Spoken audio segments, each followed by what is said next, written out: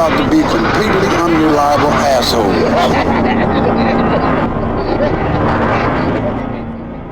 Tim. No. No. I don't want it. Okay. No! No! I hated it! Tim. Ryan!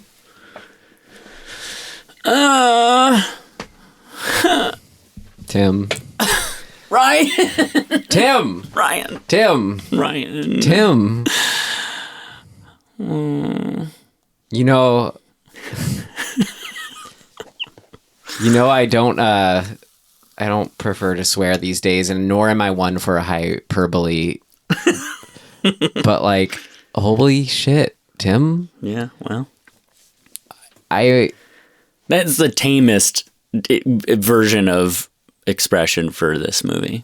No, again, this has been reserved for 74 episodes. We'll get into it. We're just trying to... We got to put words where there are no words. Okay, I'll try.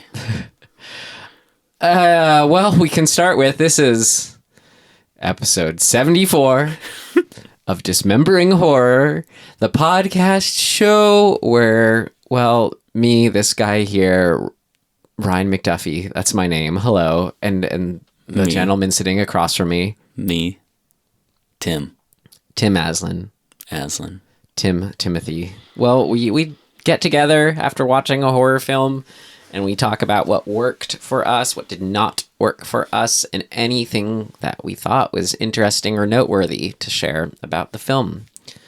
And we hope you, you can either have seen the film or not, whatever's good for you. We kind of approach it as if you have seen the film, and we acknowledge we don't incur. This is our disclaimer we always have. We say what worked for us and what did not work for us, because we don't claim to be any authority. We merely are trying to be your horror film fan friends.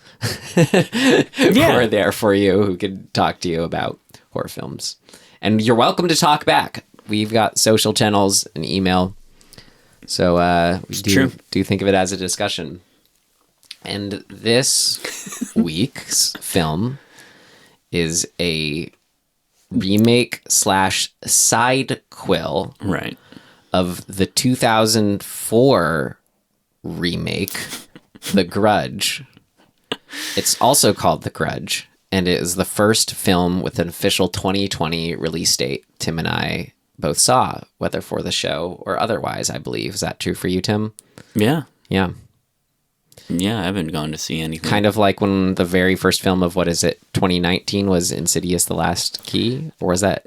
It sounds about right. Was that 2 years ago? How long have we been doing this? No, we're at like a year and a half. Yeah. Wait, no, it says 2018 was the year it was released. So it may have came out in December and we saw it in January. That could be, yeah. Okay, so whatever. So different from that. Never mind. God, I would have rather watched Insidious 4 I was again. having the exact same thought where I was like, I thought that one was sort of at the bottom of the pile for me. And this one is worse. Although, with one caveat, this one isn't cringeworthy in the like sexism way that Insidious was. So it doesn't have that one element that really pissed me off. But in terms of just a movie, Insidious 4, it didn't make me just prefer that. I was like, I didn't want to just be watching a white screen instead. Yeah. You didn't want to just fucking be dead. Yeah. That's a way to put it. I was so mad. It's not that it cost $17 to see that movie. And it's not that I wanted to be dead. My experience, maybe that's how you think of it. I felt dead watching it. That's how I put it for me. Yeah. Like you really missed out on life, or I'm somewhere else entirely. Like, oh, I've crossed over and I've gone to some sort of horrible purgatory. Because at least hell, there'd be cool things to look at. Theoretically, yeah. Like Insidious 4, at least had cool things to look at. Finger keys. Key fingers. Okay, well, before we continue this thread, we gotta go in order here. We start with the trailer. So here it is. Fuck. Trailer for from 2020's The Grudge. Hello, it's Peter Spencer. I'm here about selling the house. Is anyone home?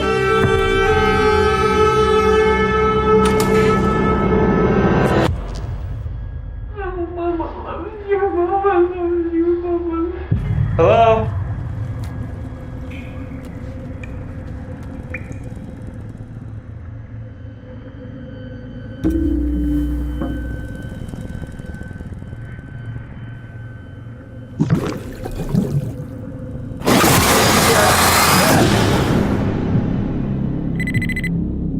This is Detective Muldoon. This is Peter Spencer. Something happened to me at 44 Rayburn Drive.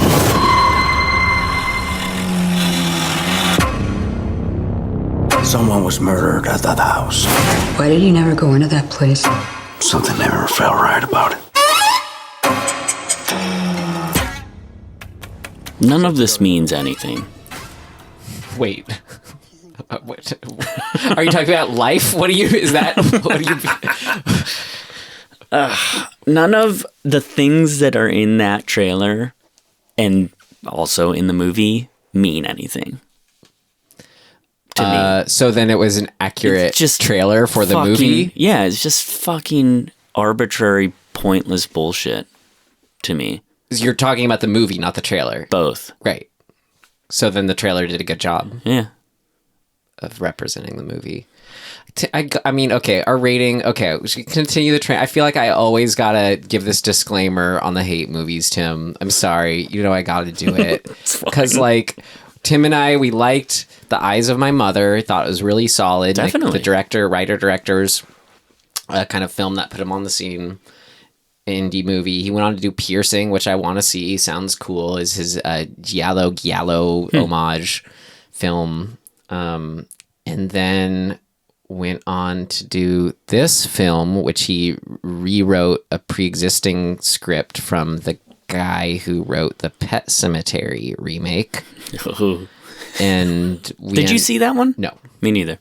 Oh, I thought you did. I was kind of. I wanted to, curious. and then I heard it was trash. Right. And that made me not want to see we it. almost saw it for the show. Yeah. Anyways, but yeah, so like Nicolas Pesce seems like, you know, he's just one of the people I look at as like, you know, want to look at these young dude horror filmmaker brothers in arms like ourselves. I feel like I can defend him actually in this movie. So I'm not mad at him per se. And I did try to do, I had to, when this ended, I'm like, okay, I gotta like read his interviews. I'm just trying to figure out exactly how it went so wrong. Mm-hmm.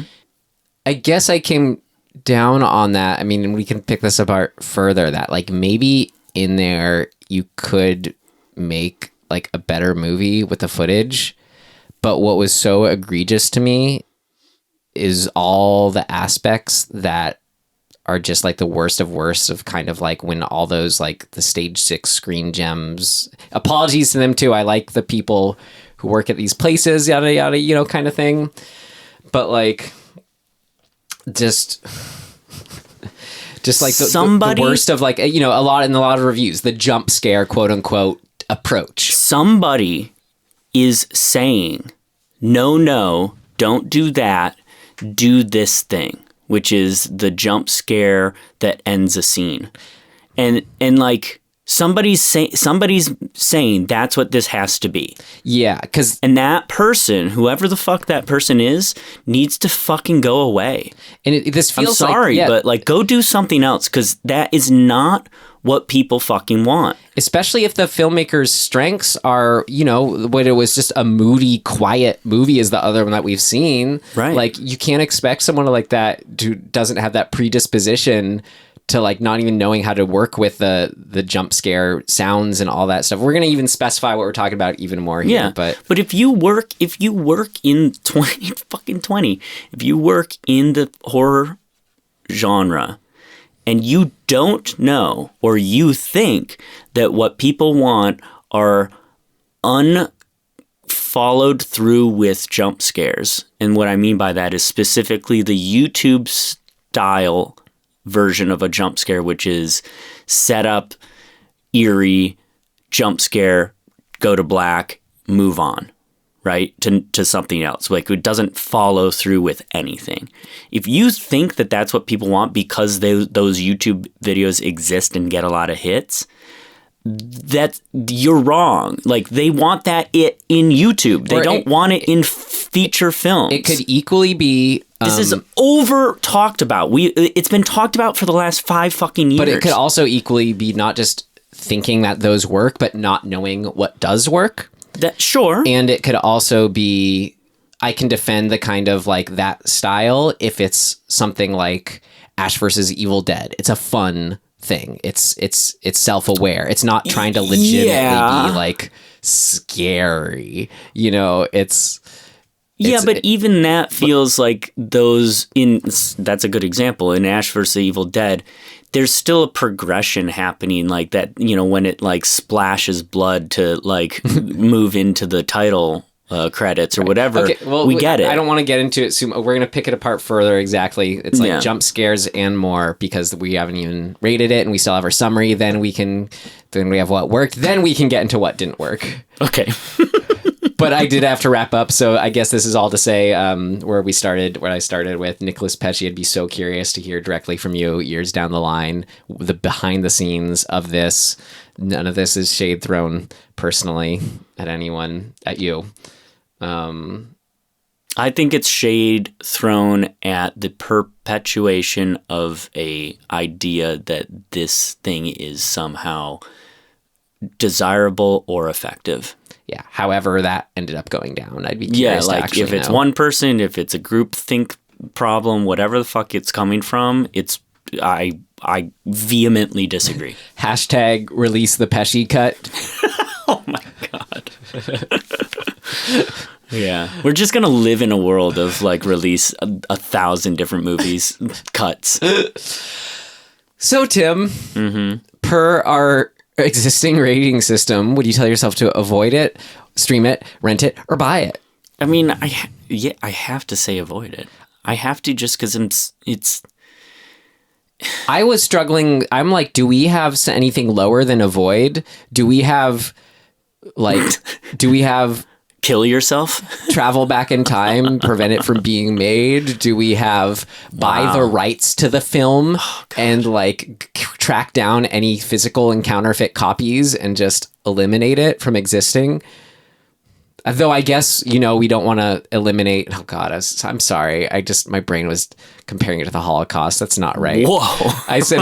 I was... Just to finish my sentence, I know what you're saying. Was like, you know... Could you go back and make it not happen kind of thing? Erase it from history. Yeah. You don't do that.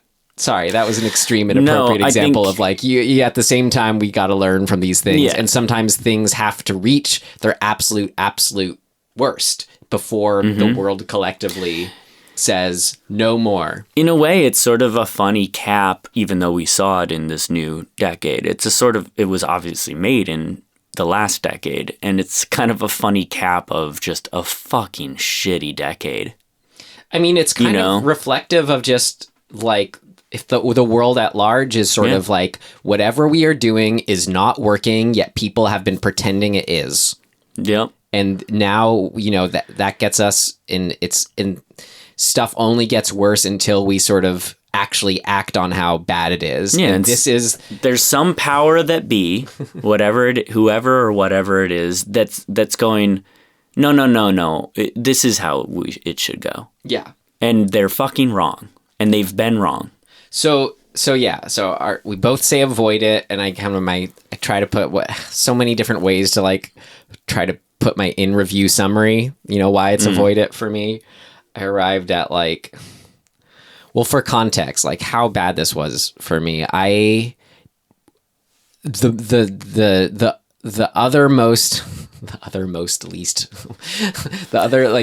other least favorite movie going experiences ever were in 2016 when I saw Why Him I don't even know what that is. It's James Franco, Bryan Cranston, Zoe Deutsch. Oh my God, yes. yeah, like the shitty boyfriend movie. Yeah.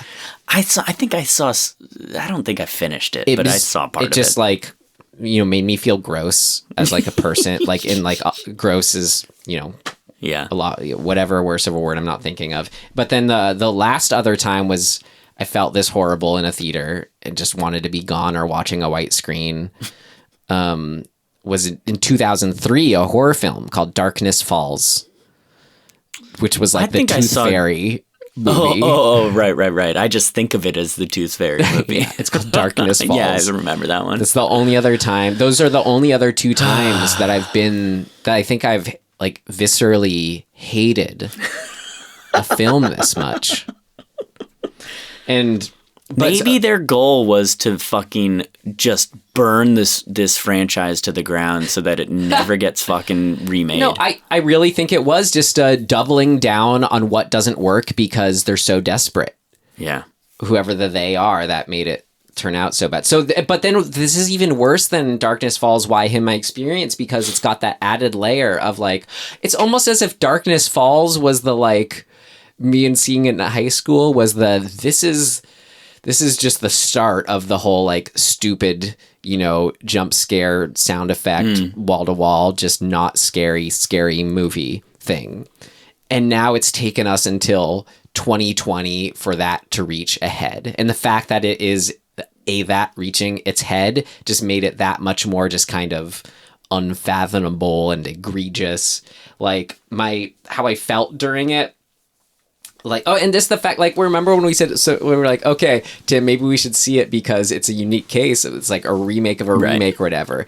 And it was, our heads just kind of instantly spun in this like horrible, like, oh God, that's just like further than a snake eating its tail kind of conundrum of shittiness. It's just this like so far goneness where it's like we should have known. Yeah, it's like, okay, if like a remake, the Grudge remake in 2004, it's like, okay, it kind of works maybe because it's like just reusing these elements. It's not actually as good as the original, that kind of thing. You got to have I'll Defend the Ring. I think Gore Verbinski brought a lot unique to it. Agree. I just rewatched it. It's good. But anyway, yeah, just sort of like what I said, this is just further down that bad path. But like my example, that I like felt how this felt to me of what all that is was like imagine like you're almost in the best example. I think it was like you're in the sunken place zone where it's just this horrible like non-existent like no chance kind of thing, and you're just falling, and that little window of your escape is gone. And like maybe that 2004 remake and Darkness Falls and whatever that represents was like a little ledge that you could just kind of grasp onto. That like there was still semblance of tricking people, that it was still okay, that you're still maybe going to be okay, that you aren't totally sunken. Maybe you can leverage yourself up and get out of there. God. But then this was just like, now whatever butter that was on the walls. Yeah, no, this was just like now you're just nothing. There's not even butter to grasp onto. This was like you've now lost that little platform you've been holding on to in those the circa 2000s. And 2000 teens, 20 teens. This is just like a new era that better not go any further, Tim. It will. I'm just like feeling just confused, desperate. Like it's trapped. You know what it makes me feel like? It makes me feel like I should be a fucking like studio executive who gets to be like, no, what the fuck are you guys doing? This is not good. Make it better. Yeah. I don't know. I just don't. I think part of me like intellectually tries to understand how this happens.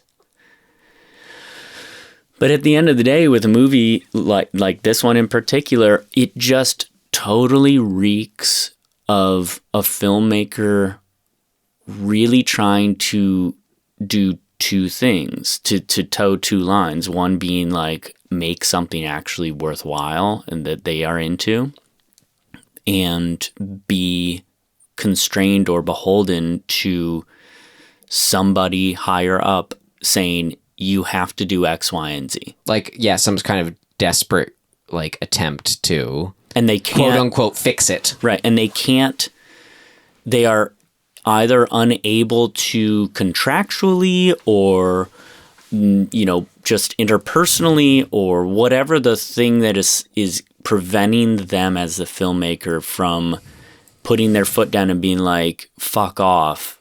You hired me to make a movie. I'm going to make it this way. Now, part of me even feels a little bit with this one that he might have made a fucking movie that was fine. And they then said, okay, well, now we're going to edit it the way we want it to be. As I could see them, like, as soon as whatever first scare happens, and, like, let's just say in this hypothetical Pesce cut, it was like there was no, sound or right. with the ghost walking by camera. I could see it like them just like, what if we added a little? Yeah. And then it was off to the races. Yep. Yeah. It feels like some fucking producer or whoever took the cut and then went back into the editing room with another editor and said, here's how we're going to make this movie. And they just said, we want this here and that there and this here, and make a sound effect and do a jump scare, and don't worry about it cutting to black because who gives a shit? Just move on to the other segment. And, look, giving Pesce the benefit of the doubt, if he was okay with that, I'd love to ask him why. If he was the one who was having a hand in that and being okay with that style or that version, then I'd love to know why. Everything I've read about then his interviews, and I almost put this in what worked, I'll just save it for things of note, but as far as his approach, just seemed spot on. Yeah. It felt like it had bones of what the original, at least the one that I saw, the Japanese third one. The construct and kind of the broad what do you call that, style, or sort of structural style. Mm-hmm. That was kind of there. It's like a pseudo anthology / multi-protagonist. Yeah, so I've I don't know. Again, we'll get into it later, but we gotta go. Okay, we have to do a summary. All of this is to say, Tim and I think, give it our strongest avoid we've ever given or can give. It's true. All right. Well, how would you summarize this fine film? Okay. So sorry, that was so ready. Fine film. Ladies in Japan at the house from the other movies, or is it a different house? It's supposed to be the house from the 2000s. But it's not the actual house. It's either it's supposed to be from the 2000. This is supposed to be a sidequel to the 2004 and 2006 Grudge and Grudge 2 with Sarah Michelle gellar. Right, because it's 2004. Yeah. So she leaves. And 2006. It jumps. We'll get into that later. Fucking hell. Okay, so 2004, lady leaves a house, and the spirit, demon, takes evil the grudge spirit with her. takes, follows her to the States, and she goes to her house and she kills her family because of the fucking curse. And then a detective moves into town, and her husband has just died of cancer, and her partner that she gets up with has had a case at this house that they have a new case at, and people are killing each other or dying, and they're trying to figure out why. But also we jump in time back to the realtor who helped sell the house to the woman from Japan and her family, and he has a wife and she's pregnant, and that baby probably has ALD, which is a bad genetic disorder to have and not a good outlook. And the family that moves in after those two other families to the same house on Rayburn Street. The Mathesons. The realtors were the Spencers. The original family that brought it over were the Landers, and now we're on to the elderly couple, the Mathesons. Yep. The wife has some form of dementia, and they call in a assisted suicide person, and the three of them, antics ensue because the curse still exists, and then they all die. And then we have also the kind of, you could say, fourth story, the cop, Muldoon. Sure, right, which, I mentioned she's moved into town and she's got a son and her husband has died of cancer recently. And she's kind of trying to figure out what the fuck's going on with this house. And then each one of their stories just ends up with death from the Grudge, I guess. Yeah. Yeah. And in this case, they're just kind of like zombie ghost things, or they can also like appear as other people. Yeah, that's true. There's lots of different things they can do. Sometimes they're the normal looking version of the dead person. Sometimes they're the dead version of the dead person. Sometimes there's somebody else that the person who's seen them knows, and then suddenly it's a demon. I can't tell. Maybe it's like intentionally ambiguous, but maybe like there was more of an element in this one than the other ones of like, when the cop is like crazy and staring outside of the house and is obsessed with it. Mm-hmm. Is that like just him being human and reacting to this situation, or is that like the Grudge curse itself, or is that supposed to be scary in its ambiguity? Well, there's a little aspect of obsessionism with the house, because multiple people kind of seem to get a little wrapped up and obsessed with what's going on. Like the realtor guy kind of, he's a little like, it's probably the weakest with him, but he keeps going back to the house because he has to get something signed, but he just keeps going. And so he seems a little preoccupied. In Sadako versus Kayako, the Ring Grudge mashup, it's they explicitly say with one of the characters, she is drawn to the Grudge house. Yeah. So that's kind of happening because then the old cop who is the new cop's partner's old partner, wow, unwrap that, and the new cop both seem to be very preoccupied with the house. And then the cop Muldoon, played by Andrea Riseborough from Mandy. Yep. She burns it down, the house down. Yeah. But it doesn't fucking matter. Because none of it did. Right. Do you remember, I was just so mad and I had a headache and like it was cold in there. And I just like stormed out as soon as the first credit came on. Yeah. I swear I heard someone behind us go, maybe it wasn't in reference to me, it could have been, but I just heard someone behind us go, I swear, it wasn't that bad. It was pretty bad. Do you remember that though? I didn't hear that explicitly, but I remember hearing people murmur and shit when the credits rolled. All right. Should we do our first section, Tim? Sure. All right. Half hour later. What worked? What worked for you? What worked for you? It worked like a charm, Smith. What worked for you?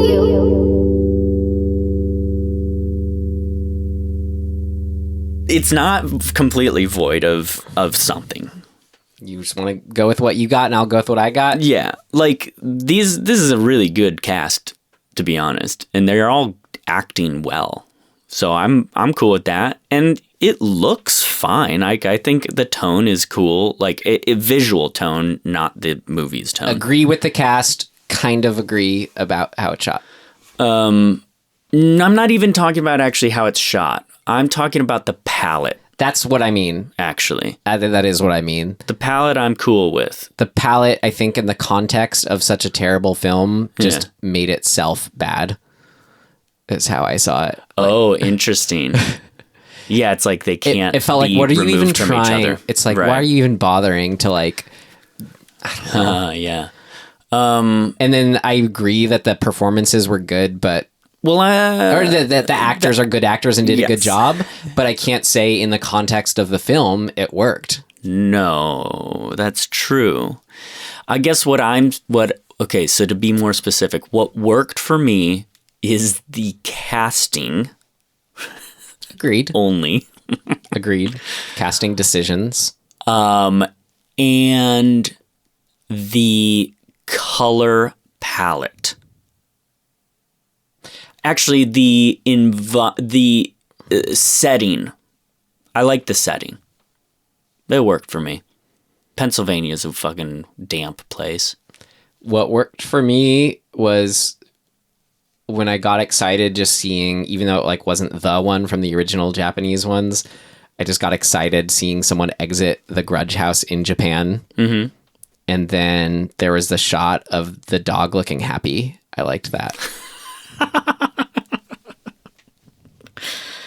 Oh, man. I'm going to move on if you are. Oh, my God.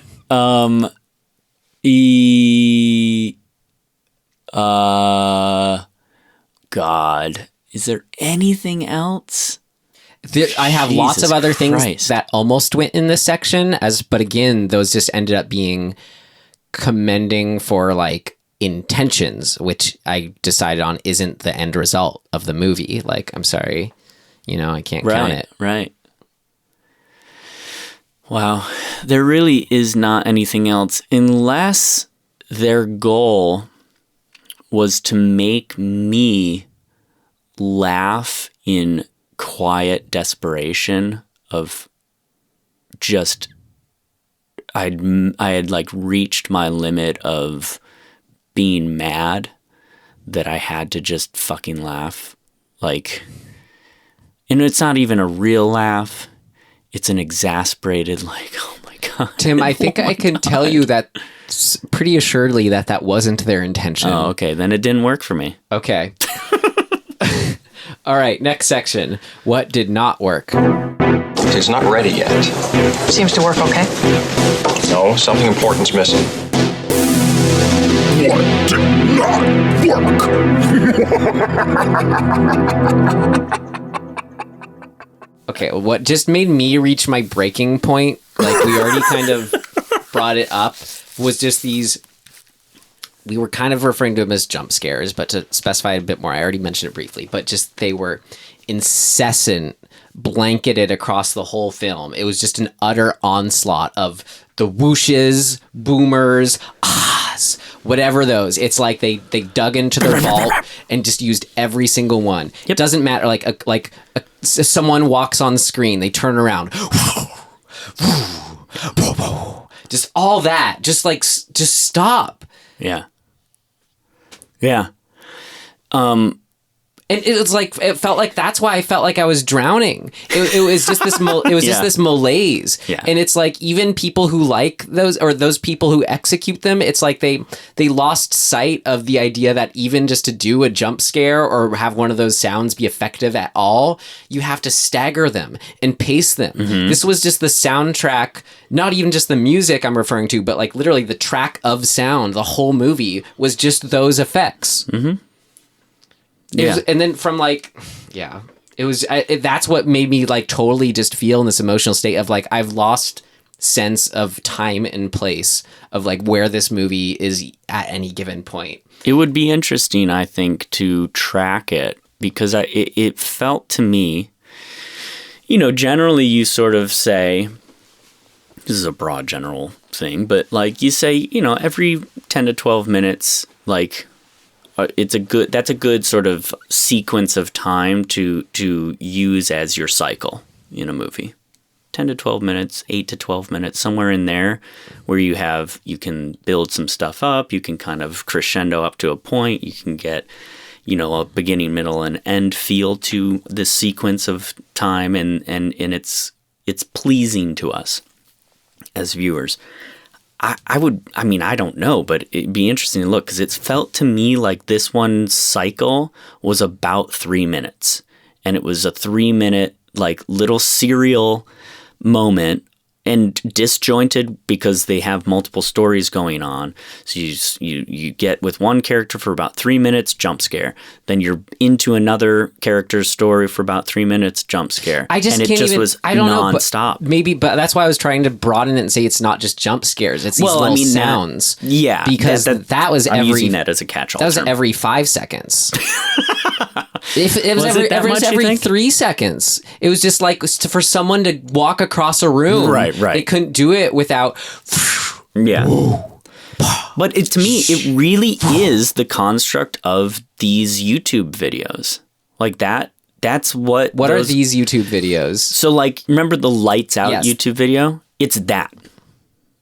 It's that construct where it's like, okay, a person's walking through a place and it's like eerie music, and then they turn on the light or turn off the light, and they see a thing. It's like, but I just see this as, and then it crescendos up to this moment of like da da da da da, and then blackout.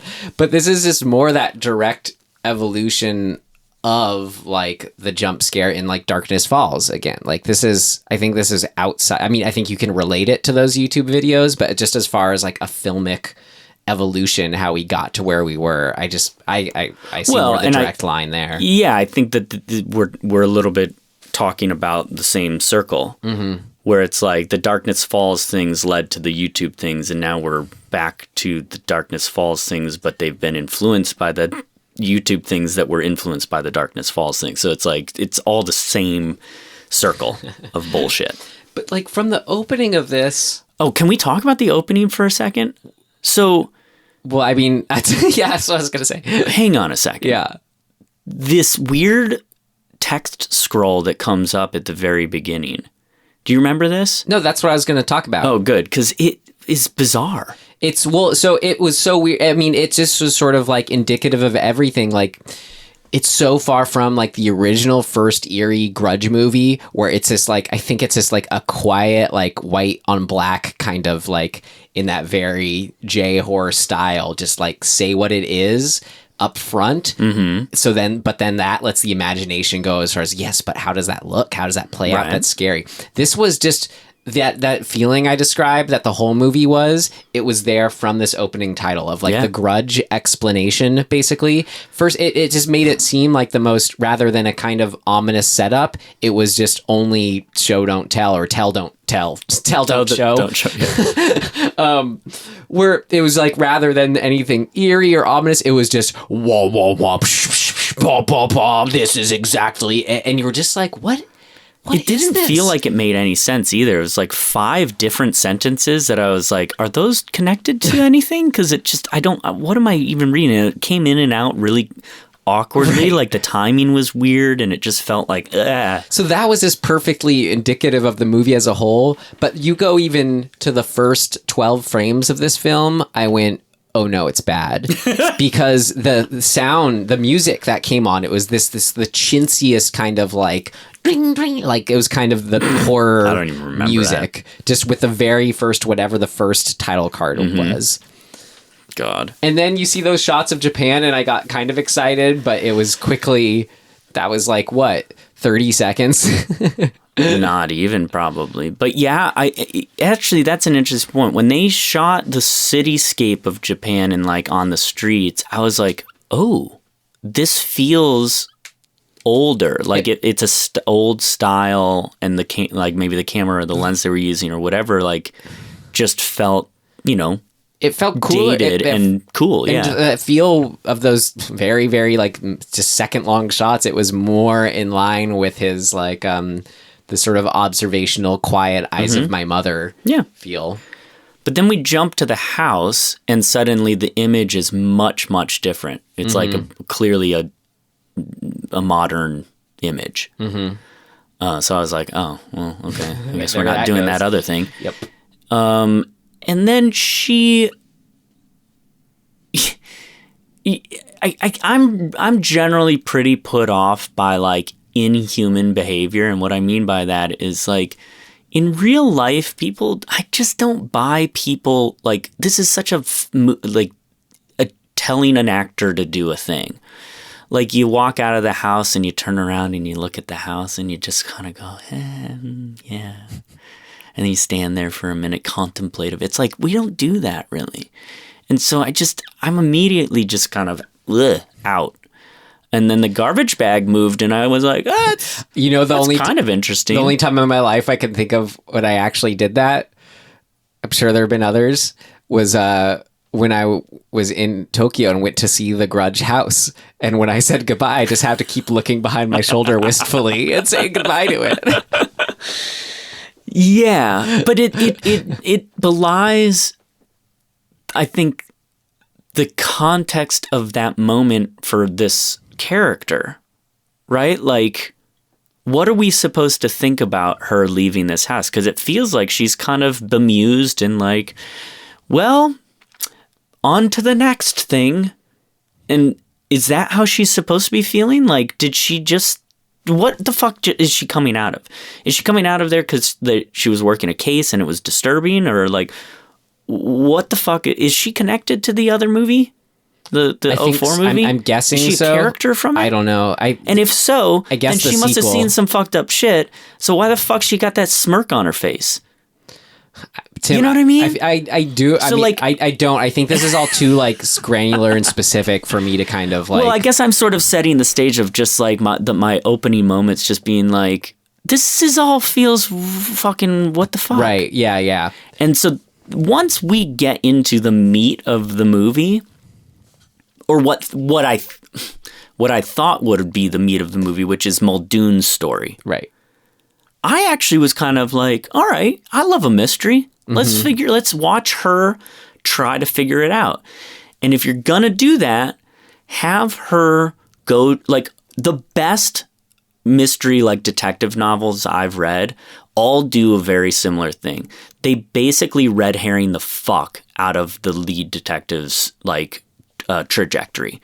And they keep thinking they know what's going on and going down the wrong paths. But ultimately, all of the wrong paths add up to them having a moment of like, oh, fuck, it's this. And that's a really fun construct. And I was like, ooh, we're going to get to see this detective kind of do that and have it affect her life personally. And ultimately, we'll get to go on the journey of figuring out what this grudge thing is through her eyes. Cool, I'm into it. That is not this movie.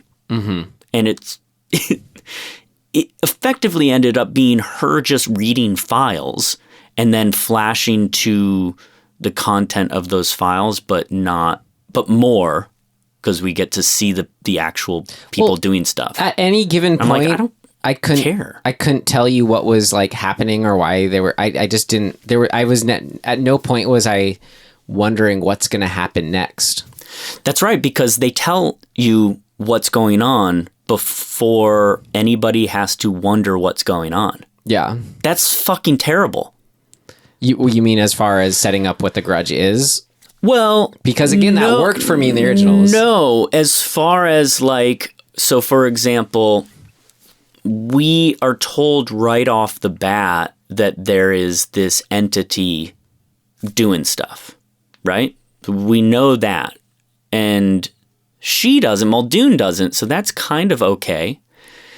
And then her and her partner go to the car that's in the woods and the body that's been there for a while. And then they ID the body right away and say, oh, this was this assisted suicide woman who last was at the Rayburn house. And that's our... I didn't even get that's who that was. I was just... That's our inciting incident, right? That's sort of where we jump off. Okay. Right? So the problem with that is that you just told me essentially who the person is, why they're in the area, where they came from, and what they were doing there. You gave me their fucking profession. So when we eventually get to the sequence where we're meeting the Mathesons, we already know what the fuck's going to happen. There is absolutely no mystery to it. But it can work in horror. So I'm saying this then here why it's still not working, to pick it apart further.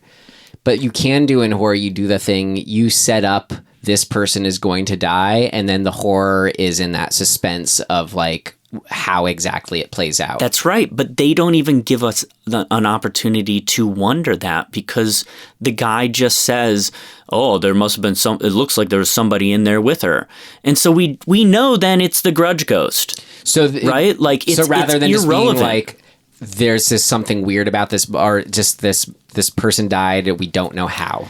That's right. So here's how you do that. It's really fucking simple. Stop giving us so much information.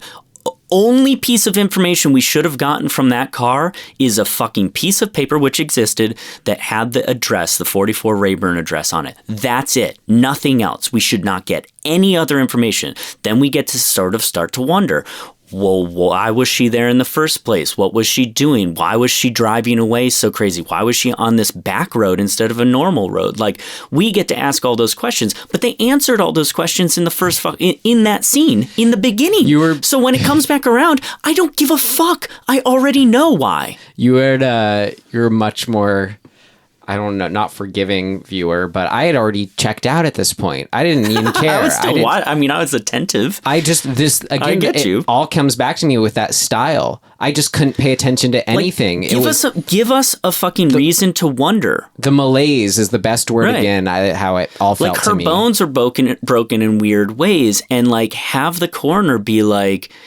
hey, I just, later have the coroner come in and be like, okay, I've done my report, and I gotta be honest, like, this is fucked up. Like, the way that car crashed, and the way, like, it wasn't really a crash that would cause this type of injury. Mm-hmm. And I can't explain it. Have a bunch of people who are experts scratching their fucking head going, I can't explain this. Is there something up? Don't have then Muldoon, after she's been giving all the information anyway, go to the house, walk into the house, and meet fucking Mrs. Matheson with no hand, right? Mm-hmm. Like, again, now I've been given all the information. She's nuts. She went nuts. She killed her fucking husband, and she cut her fingers off. Like, when we come back around and see her chopping her fingers off, who gives a fuck? I already know she did that. Right. They keep doing this thing. So it's a completely ineffective way of doing it. So to your point, I am not surprised you had a malaise, because it's just like, okay, I got the information, and like, who gives a shit? Well, the malaise, showing the bathtub over and over again. It's not like some sort of surprise when we find out that Matilda, or whatever the fuck, Melinda, the daughter, was drowned in the bathtub. That's not a fucking surprise, because you've been showing me the fucking bathtub that she was drowned in over and over again. We get it. Yeah. There is absolutely nothing to discover in this movie. I think that was a good explanation for why at no point was I wondering what was going to happen. That's right. Fuck a duck, dude. Come on.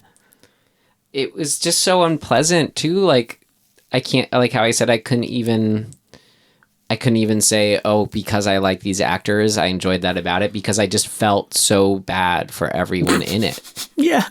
I was just like, I hope they're getting like money that they need it. And I just like, all like, I felt bad. Like they're selling it. Like, it seemed like actors have a strict stance on like what they choose, no commercials or something, like just that, whatever that personally means to an actor, to not be selling their soul, for lack of a better way of putting it. Like, I just felt bad for everyone. Yeah. And it just made me feel gross on top of just how gross I already felt. Yeah, I hear that. Even like Insidious, it's like I could say these movies are just not for me, and like Lin Shaye is just doing exactly what this movie is trying to be, and people enjoy it, and like, fine. Mm-hmm. This, no, I just felt it was just another layer of how awful I felt watching it. How fucking weird was it to have them do this thing of like the throwing 2004 up on the screen, and then immediately after going to 2006, and then going back to 2004, like throwing that up on the screen. It just made it more confusing. I was somehow. Like, why and what the fuck are we doing? Right? Holy shit.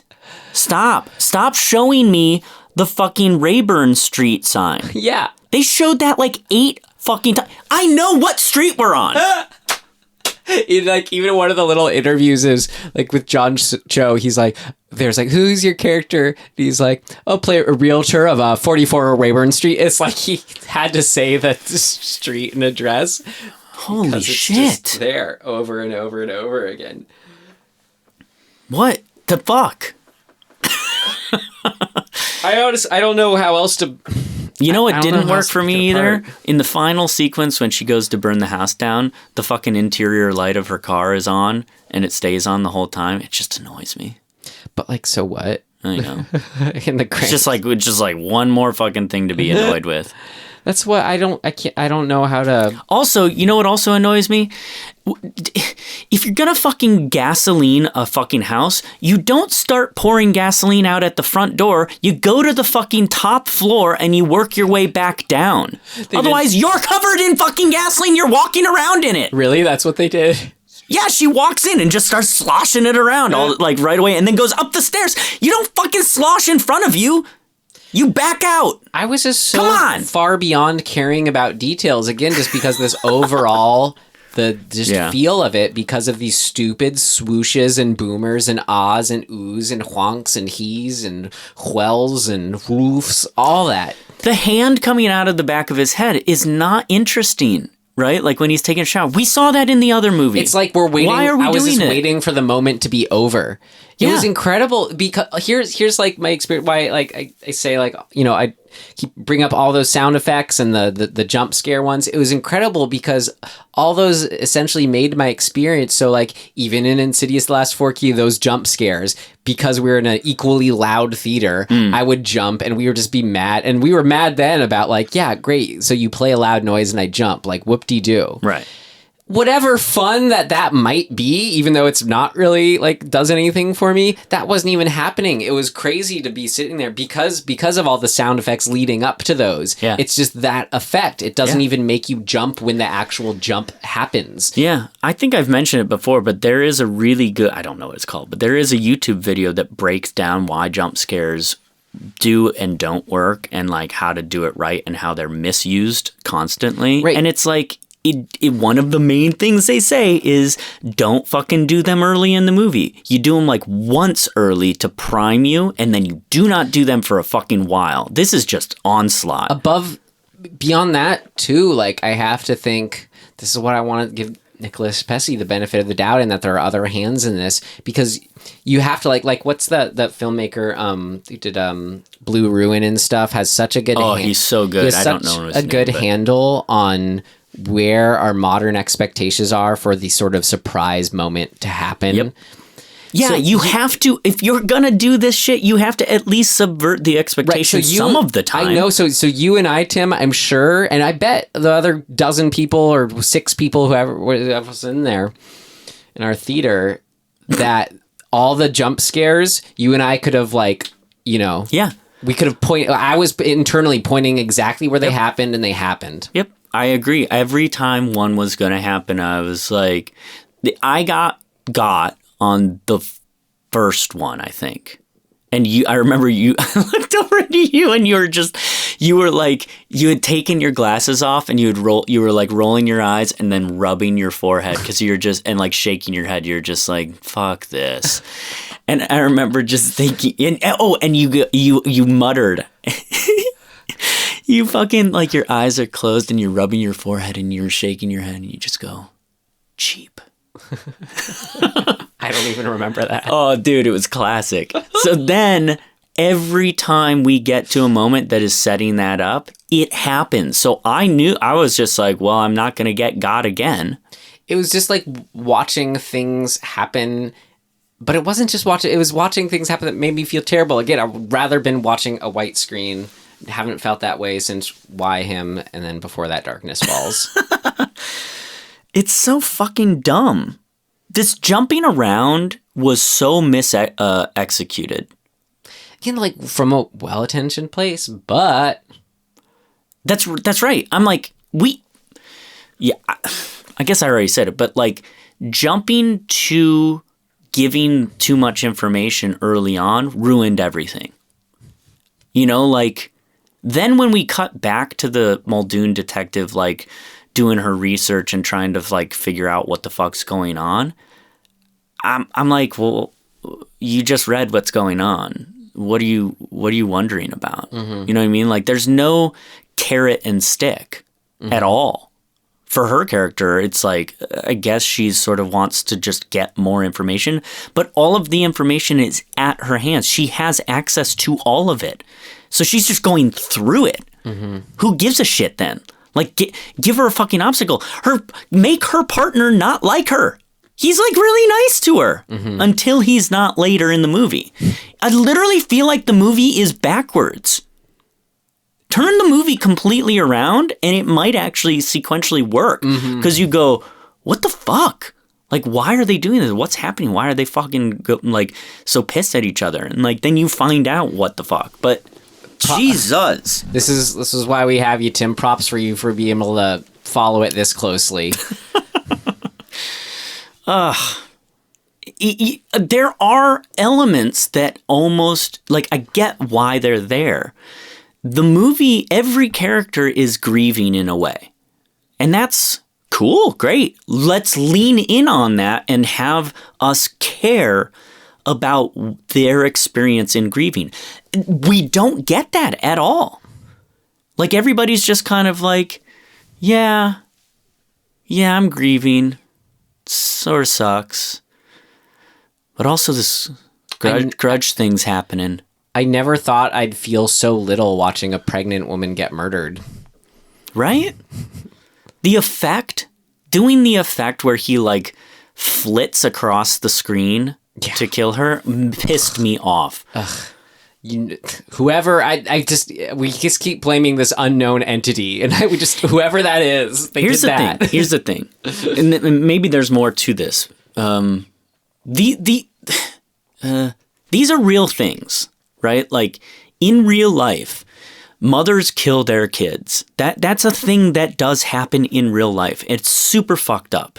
In real life, husbands kill their pregnant wives. That's a fucking real thing. In real life, husbands try to have their dementia wives or vice versa, assisted suicide, even though they cannot make that decision for themselves. These are all real things that happen, and we got the fucking lamest, most unfucking caring version of all of those things because they just say, oh, well, they're just doing it because of the curse.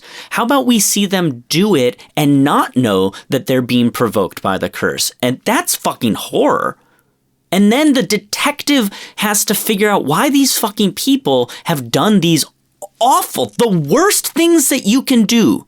They've done it, and the detective has to figure out why, and she leads to figuring out, oh my God, maybe it's this supernatural thing? That doesn't make any fucking sense. And then the supernatural shit can start happening to her, and she has to defend that. The thing that she does not believe exists in the world. That's a fucking story. This is just, here, have all the information because you've seen the other Grudge movies and, it's a fucking scary ghost that jumps out. Mm-hmm. Fuck off. They weren't even scary ghosts. They were just weird zombie things. I know. How far from the iconic white ghost Grudge things, too. Like, I guess cool. Just because they were pale-ish? I don't know. Maybe that's just as a fan of the original I'm coming from, but so is the filmmaker. They almost did. They tiptoed around, and this is what makes me think that there's a different movie that was intended. The unraveling of Muldoon's credibility and psyche is there's like one scene that sort of is that, and we go, oh, cool, great. And then she's in the basement and she's watching or listening to the tapes, and then she sees somebody and she sees him on the tape, the videotape, and then shows that videotape to the other cop. And then the guy on the videotape is no longer there. So she's like, holy shit, like, I'm losing my mind. Let's watch her lose her mind over this case. Yeah. Please. Instead, she gets a dog licking her fucking ankle once. What was that? Oh, you're over there? Okay, end of scene. God, I really did I'm remembering it now. I really did just already block out as much as I could. God. Can we go on? Yeah, let's just fucking move on, because I'll just trash every other scene in the movie that I can remember. I'm okay. Are you sure you get the gist? You get it. Forever hold your peace. Any last... It's out of order. It's poorly executed. It's fucking insulting. It's a disservice to the fucking actors that you put in it. And I don't think it's Pesce's fault necessarily, but I'd love to talk to him about it. Me too. If you set out to make a quote-unquote realistic horror movie, don't blanket it with stupid sound effects. And the end is shit. Next section. Things of note. Things of note! This should be interesting. Like, it was interesting to read about his intentions going in, Nicolas Pesce's intentions going in. So just for some of what that was, he, like, I give props, like, again, for the going with the kind of atypical ensemble narrative, like, you know, kind of the originals have. I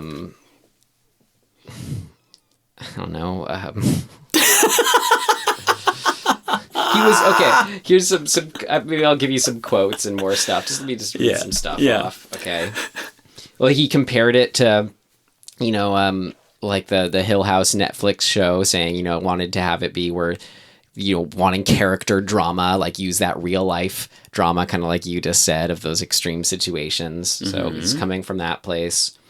In this interview with Fortune, he said, "I'm obsessed with David Lynch too, and what he does so amazingly is that while you might not have any idea what the fuck is going on in terms of story, you're steeped in this mood and atmosphere that makes you feel such specific things that almost help you follow the story. What I love about horror is that you can use all this atmosphere, tone, and style to steep the audience in this mood, so that when you do scare them, they're already keyed up for reasons they can't quite put their finger on. To me, the cultivation of the look is all about that." So I guess talking about a lot of the look of it, and, you know, also addressed pacing and mood.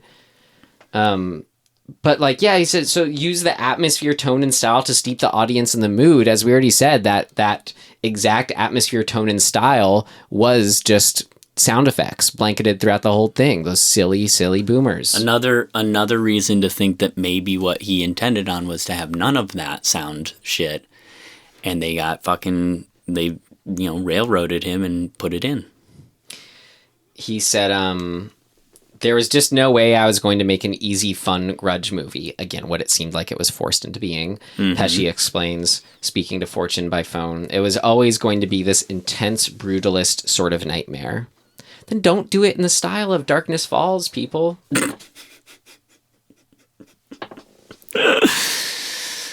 And I give props to him. Like, I really identified with him having this cool opportunity. Like, Jesus, if gave me the opportunity to make the Grudge movie, how cool. He did the stuff. He did his research. He, like, you know, listed off he read, like, all the ancillary comic books, played the Wii video game, even did, like, an homage to a moment in the Wii video game. Nice. It was very important to him to make it all, like, in canon, so to speak.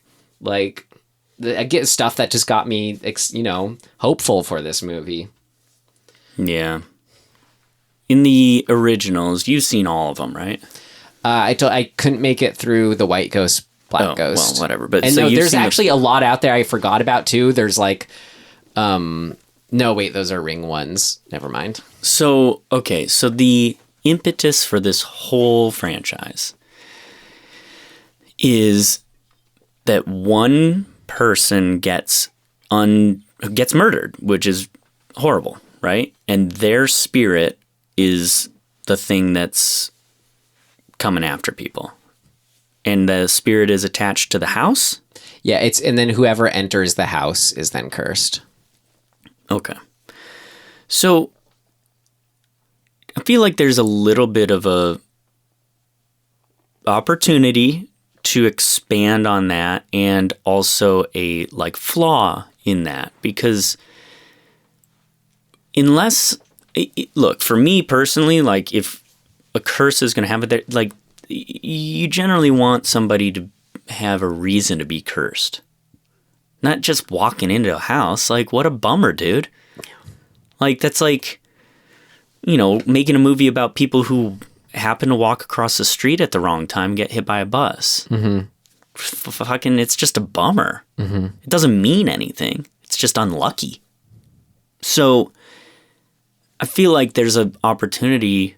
This isn't a worked or didn't work thing for me. It's just a, you know, contemplative thing.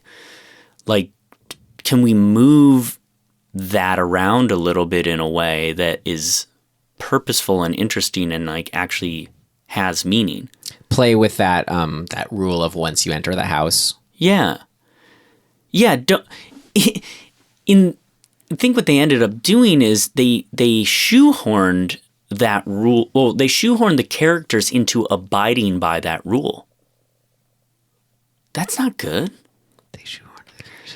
In other words, abiding by that. They said, okay, here's the rule. You can only be affected by this curse if you step foot in the new house in Pennsylvania. And so then they had to find ways to force these characters to step into the house so that the rule applied to them. Mm-hmm. I mean, I guess that's fine. That's a caveat, like that you have to, or a conceit that you have to make. And I guess I'm thinking too, what the approach was is kind of interesting as far as they say, like comparing it to a disease that spreads, because, you know, the originals that you sort of centered around the house is where this horrible murder. Actually, maybe this is too where it's different. And I don't know. It's sort of maybe where the rules get a little messy because this one was acting on like the originals. It's like, this is the house where this horrible, horrible murder happened. And then people go in it and they get the grudge because the grudge exists there. So this is saying then that she took the grudge to a new house. And then, but then that murder that was then committed because of the grudge was horrific enough to make a new grudge, right? You could make that. I think you could make that jump, but I don't think that's what the movie is trying to do. But that's how it would have to work according to. Oh, right, because because the daughter has become the new grudge ghost. I guess so. So, sure. But I guess I'm kind of backtracking here. But what it makes me realize is that they fucked up. If that's the rule, then you have to have the detective learn that might be a rule and then go into the house anyway. I think what would have been cool is like... by accident or by, because she had to. And that's a decision we see her have to make. But I don't know. I would have like if you have to set it here in the U.S. and like if you're setting it outside of the original Grudge house, I think what would have been cool as a way to tie it in to the original franchise is give them an excuse to go to Japan. You have it so some horrible murder, but it's basically do it like it's a haunted house movie, and that's what the Grudge is. So just have it so it's like this horrible murder happens at this place completely outside of someone having a grudge. Then they sort of learn about this recent Sarah Michelle Gellar case or whatever, and like someone gets a tip, they have to like investigate, either go there or just it's referenced, there you go.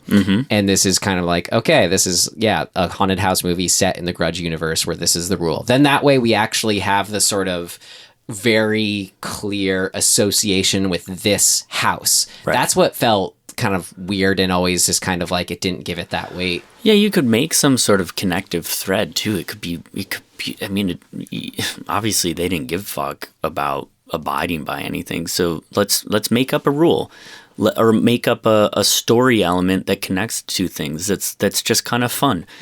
The architect of the house in Japan built the house in Pennsylvania. It's the same architect. I don't know, but whatever. That's a different movie though. That's like a different franchise of like that's just a different haunted house movie entirely, I think. Sure. Because again, that's not the Grudge is a grudge happens because a horrible murder happens. I agree. So you combine the two things is what I'm saying, is that you say that the reason that the house because murders happen in houses all the time, right? Like, and grudge ghosts don't come out of that. No, that's why I'm saying you make it so the rule is that is what happens. I mean, because that is what the Grudge is. Yeah, that's this world. It's I see. There'd be a lot of fucking grudge ghosts around. That's the whole whole premise of it, is that, and that's why it's scary, is playing off that real life thing of like, a murder happened to a house, you get an unsettling feel. Sure. Now this is extrapolating that into horror haunted territory. Yeah, so you don't need her to come from Japan. No. Fuck that. Like, whatever. Like I get where you're coming from. Different rules, like in I watched not Rec, the Paranormal Activities, where the rules of that was the reverse of this movie that actually made sense for the rules in that film, because it's a demon that attaches itself to people and individuals. Right. So then that made sense for in the Japanese spin-off of those movies, where the demon went inside of her from the other one or attached itself to her. So that's how she took it back to Japan. That's how it's happening in there now, Tokyo Nights. Yeah, I mean, that's like a thing we never really get. we just are supposed to go, oh, okay, the Grudge ghost in Japan attached itself to her, and then because of that, she killed her family. But we don't get to see her influenced by that ghost in any way. She just kills her family.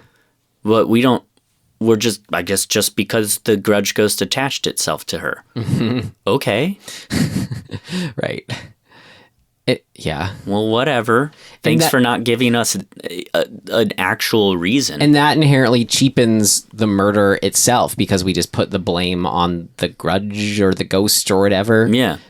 It's not like, yeah, again, it takes away from the impact of like this heavy thing made this house this way. Right. That's right. That's right.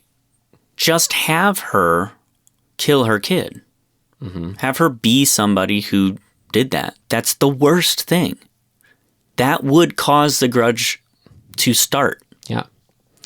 And then we catch up, and then by the time a second thing has happened here, then that's when a detective or third thing happens, whatever. That's when a detective would perk up and be like, is there, it's against all rationale, but does that mean there's something to the house? Looks into other cases where that's happened, comes across the other instances in the world, whatever. Have them contemplate just that idea for 30 seconds.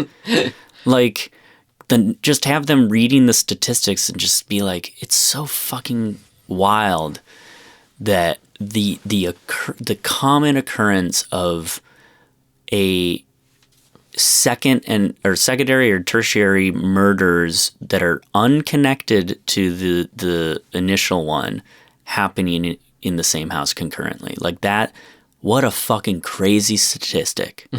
Just have them fucking think about that for 10 seconds and then move on, because all it does is make us go, yeah, that fucking does have an impact. Right. It could be, interesting stuff like, so someone dies in this house of a natural cause, and then we sort of pick up on, so it's not potent enough to make a grudge itself, it's right. And it shouldn't be, right? But like what you say, make it a horrible like child murder. Have the other detective be the sounding board for that type of stuff. Where he's like, no, that's fucking dumb. People die in houses all the time. And she's like, that's not what I'm talking about, though. I'm talking about real evil shit. Yeah. Like when somebody really crosses over and does that worst thing, maybe it does something. Maybe it fucking rips, a fabric in the fucking whatever world that just you can't come back from it. Right. That's what's so cool. Let's talk about that. That's what's so cool about these movies. That's why the metaphor works for these movies. So I guess that all went out the window when it was this weird, like, it follows her thing. Yeah. And then it's associated with the house as strongly. I don't know. We talked about it. We've said you have a fucking detective who is not detecting. Yeah. Then just make her a fucking whatever. Right. She could be a fucking anything. She could be a banker. I don't know. It doesn't fucking matter. That's why it's like in the beginning I was just like, this means nothing. Yeah. It's nothing. It's fucking fuck. None of it meant anything. Lin Shaye said, "This is the scariest script I've ever read, for real." So again, you wonder how this went from where it started to where it finished. I also wonder if that's because she's only read Insidious movie scripts. Come on. I do like to Ryan, we love some Lin Shaye. That's my point. I know. No, it's not. I actually that was completely aside the point. That's what I meant to say. Yeah. 'Cause he's great, yeah. Do you see this international ending thing? Uh-huh. I'm reading it right now. After Muldoon burns the house to the ground, she sees Burke watching her. Sometime later, the pair driving on a road toward a new home. As they pull into the driveway of the house formerly owned by the Spencers and enter, the credits begin rolling. Isn't that what the ending was? No. Was the last shot of the house burned down? No, the last shot was her house, Muldoon's house, after she's sent her kid off to school and the Grudge ghost has been pretending to be her kid. Oh, right. and she's been dragged around by it. Right. So wait, why is it her house, not the house? I guess that's the big because she brought it with her. Right, because she's entered, but she didn't enter the house in Japan. But wait, what? But she entered the Rayburn house. Remember, they hammered that home. I know, but that's how it's supposed to work. In this movie, that's how they decided it worked. The setting, Cross River, New York, is Nicolas Pesce's real hometown. Oh, cool. Thought he could mine some, real life inspiration. I wonder where that is. I'm gonna look it up if it's near where I grew up. I gotta wonder. I mean, I guess we already said this, Tim, but like, no. I mean, I guess this last bit again was. It's nowhere near where I grew up. Was just wondering if could he make a good movie with this footage? We already said that. I think he can make a better movie. I could rearrange this movie to be a better movie. Yes. And just not do that again, like what I already said. I would cut all of the jump scares. Yeah, all the sound effect things. Yeah. God, it just makes me sad. It makes me mad. It's scarier, I think, often to see a character looking into darkness or out of a window, that you can't see out of, and not get a conclusion. See their reaction and not see what they're seeing. That's scary. Use that tool. Mm-hmm. Like, keep things from us. Make us go, what the fuck is going on? What did she see? One of my favorite modern reviewers, and I know is also a favorite of one of our listeners, Nicolas. It's the name of the reviewer, not the listener, for the San Francisco Chronicle. He said the film was all premise and no development, and wrote, I saw this movie in the middle of the day, having had a great night's sleep, and I had to slap myself awake a few times. We always liked him. He writes, he's a fun writer, but he was like kind of talking before it kind of became a semi, like, I don't want to say cult movie, but Joyride, me and my friends all loved. And he was like the first only Joyride. Yeah, he was first. There's more. Yeah. I think they made a couple sequels. Anyway, he was the first candy cane. He was the only sort of critic to sort of defend it and say, yeah, this was cool. It is cool. Mm-hmm. Steve Zahn is the best. Nick Allen of RogerEbert.com gave the film 3 out of 4 stars. Saying that it is often as nasty as you want it to be. Its cheesy jump scares and generic packaging be damned. Whatever. Okay, Nick.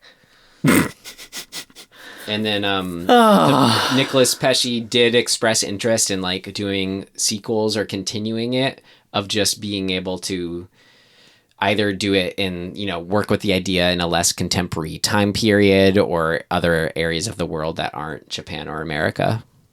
So maybe you'll continue and they'll make a better movie. Just make a different movie. Don't just get out of the Grudge thing. Just go make a better movie. Yeah. Fucking A. It really bugs me that like we're somehow now becoming beholden to the property. Yeah. Fuck off. Yeah. Just make a better movie. Jeremy Solner is the name of the Blue Ruin guy, if anyone is wondering out there. Do you have anything else to say about No, I don't. I really don't. Just the reclining chairs in that theater blew my fucking mind. Worth $17.50? No. But I understand why it was $17.50 because of that. I was like, oh, did we fuck up? Like, could we have gone to the cheap seat fucking theater? No. It's Universal CityWalk. They just redid it. So it's like, blah, everything's fancy and blah. Okay, then let's move on, Tim, from The Grudge 2020 to RecommenDEADtions. Okay. There's this I